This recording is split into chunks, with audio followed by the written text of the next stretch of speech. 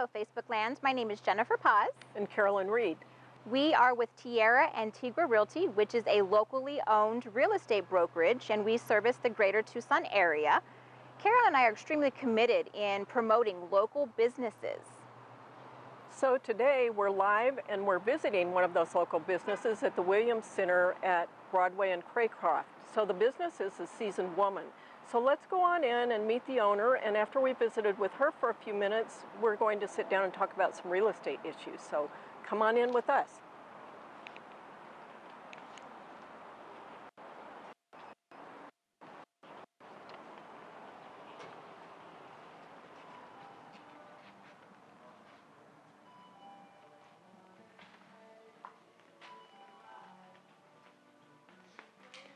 As you can see, it's a beautiful store.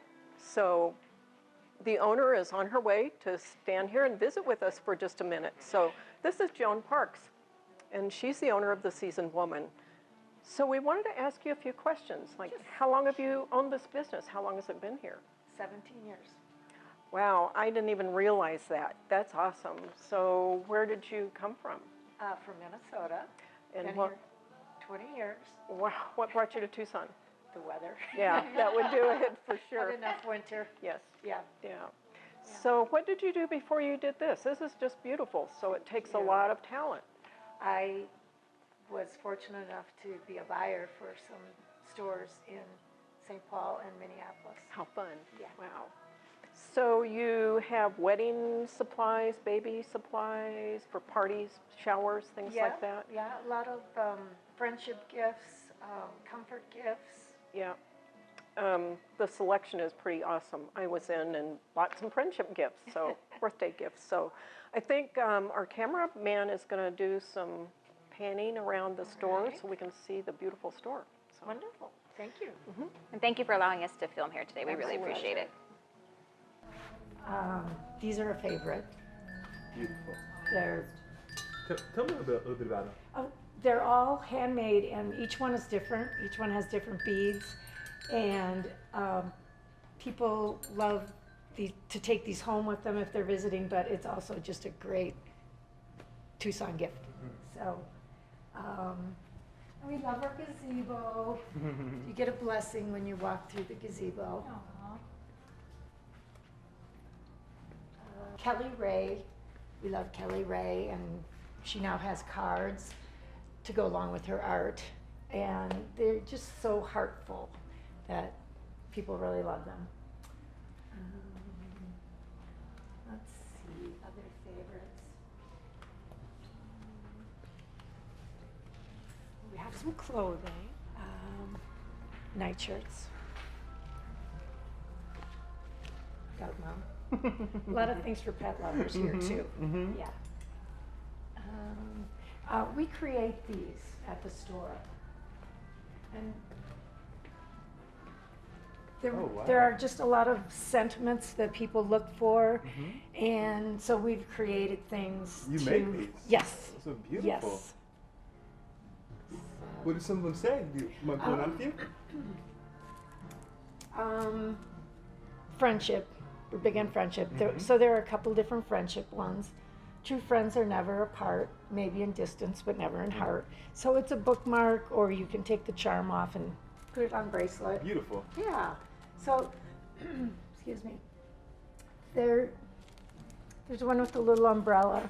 Maybe I can't stop the downpour, but I will always, always join you for a walk in the rain. Wow. So, That's so special. yeah. Another. Thanks. Well, we have to go to the giving shawl. It's a beautiful shawl, and it has again, a really nice sentiment to go along. So it's good for a lot of different reasons.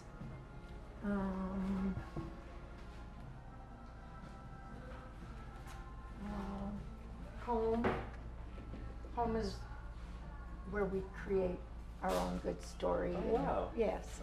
Wow. Things like that. Another. Yeah. This has a nice sentiment on it too. And all this stuff is for sale? Yes. Wow.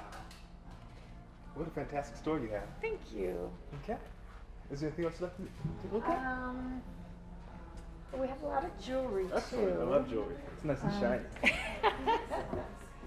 So, fun bracelets. Okay. Where do you get these bracelets from? All over. Really, really widespread. So, what do we have here?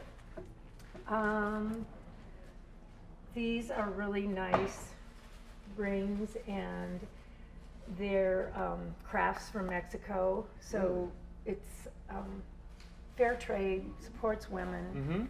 Yeah. Excellent. Yeah.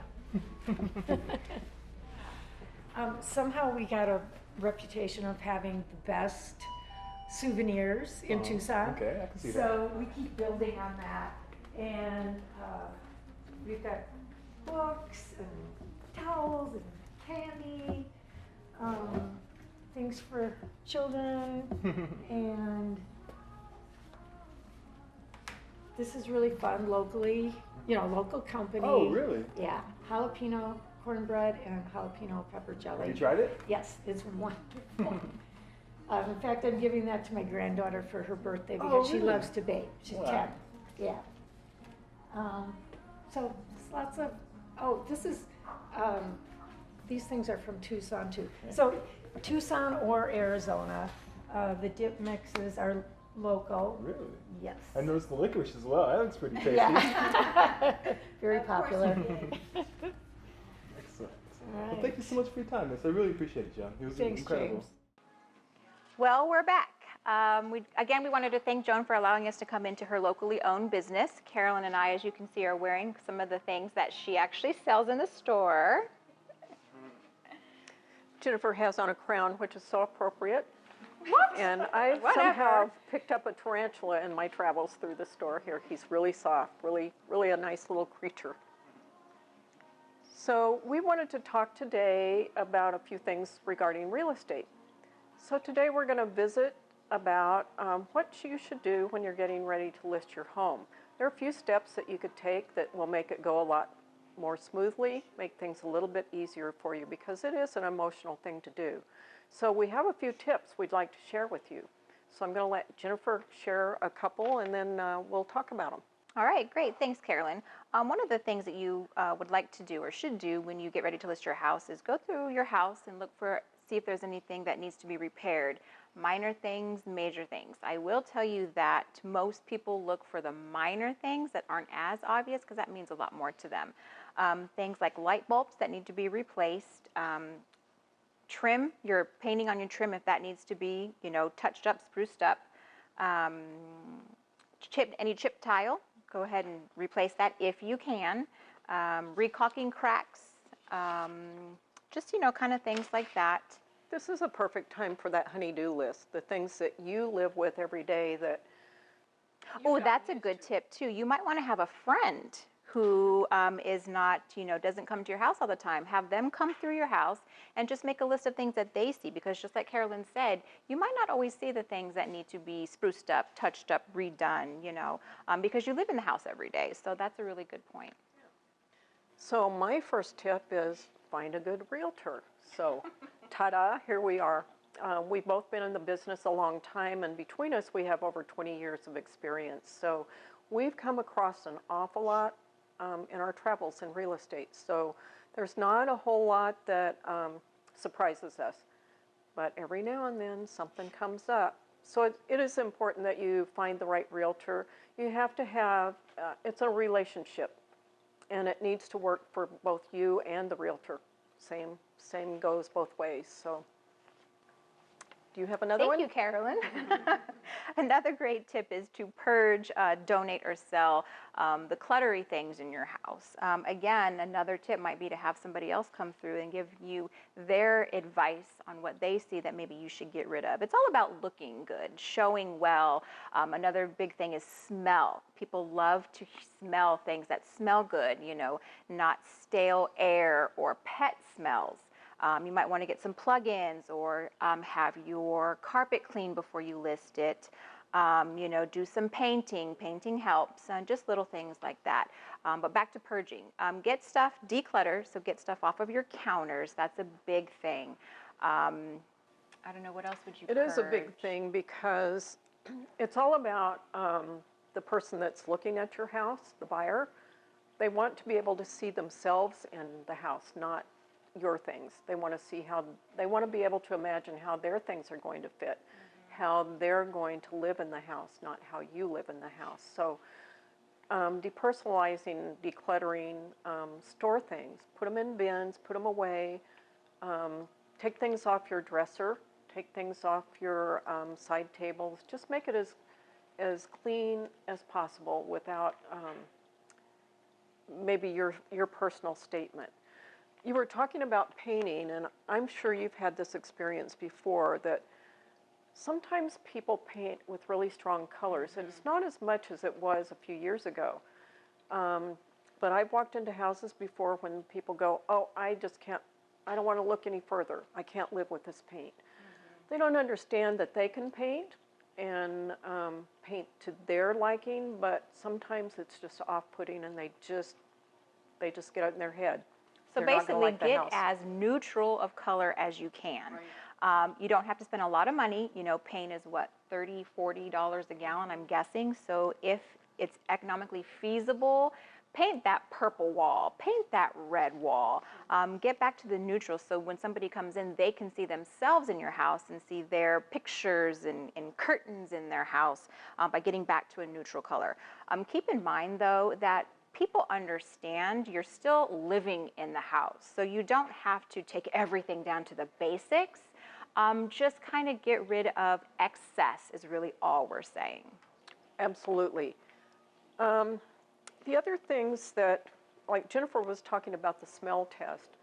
Some people are pretty sensitive to smells, so be sure you take out your trash. There's nothing quite as offensive as walking into a house that's kind of warm in the desert area, and they haven't taken out their trash, and it's pretty evident. So that's kind of off-putting, because people kind of think about that and think, well, maybe they didn't take care of their house if they didn't even take care to take out the trash. So you don't want any overpowering scents, but pleasant. You just want pleasant and clean. Very good point. Very good point. There might be somebody who goes into your house, and if it is overwhelmingly lavender, let's just say, one, that might be an offensive smell to them, and two, they might be assuming you're covering something up. So it's kind of a fine line you run. You don't want stale air or pet smell, but you don't want to overwhelm them with a scent that not everybody is going to like. So just get a neutral, if at all possible, a neutral scent to just, I don't know, brighten up the home maybe. Well, you know, just as I was saying, if it needs to send that signal to the person that you care about your home, that you take care of it, that you clean. That's another point that we need to talk about. Clean, clean, and clean. We want it to be not spotless. They do know you live there, but it does show how you've taken care of your home, how you felt about it, the level of commitment you've taken as an owner to take care of your home. So that's very true. Great point. Because psychologically, people are more willing to offer more for the home if they see that you have taken care of the home. And that is the bottom line for you, which is extremely important. it is. I just want to mention really quick, valuables. Please make sure that you put all of your valuables away. You know, we're probably going to be having open houses on these listings, and Carolyne and I are very big on not following you as you walk through the house. We don't want to be over your shoulder asking you questions. Well, what about this? Do you like this? Would you change this? We kind of want you to go through the home and get your own feel of it. So please make sure, sellers, before you list your properties, get rid of all of your valuables so buyers can't come through and, you know, pick them apart. And I'm not saying that every buyer is going to do it, but better safe than sorry. That goes for medication too, so make Very sure good. that you've got them locked up or hidden somewhere, or keep them with you. There's no point in tempting people, and for the most part, people are very honest, they're very reputable, and they don't go through things, but there's no reason to tempt anybody. So I think we want to wrap up today with, and we probably should have started with this, but curb appeal. Curb appeal is huge. When a buyer, a potential buyer, first comes to look at your house, what is the first thing they see? The first thing they see is the exterior of your home. So please clean it up. If you need to have a landscaper come through, please have the landscaper come through. Trim the trees, paint the trim if at all possible, get the weeds. Just make it a clear, sharp picture, first impression for that buyer, because that's going to draw them in to want to actually look through the house. I have shown clients that they saw a home online and we drove up to the house and they're like, oh no, and they won't even get out and take a look at it. So first impressions, as we all know, are very important. Even sweeping off the front porch, which is also helpful. We don't want people tracking things into your home either. So just those little tips are really helpful, really makes listing your home and people coming to see it much easier, less stressful for you. So less things that you have to worry about. So I think that's pretty much all we wanted to talk to you about for today, but we have some more stuff coming up soon. So thank you guys for tuning in. Again, we're at the Seasoned Woman here in Tucson. We love your feedback. You can always get a hold of us at viewtucsonrealestate@gmail.com. My personal cell phone number is 520-390-2701. And mine is 520-977-8199.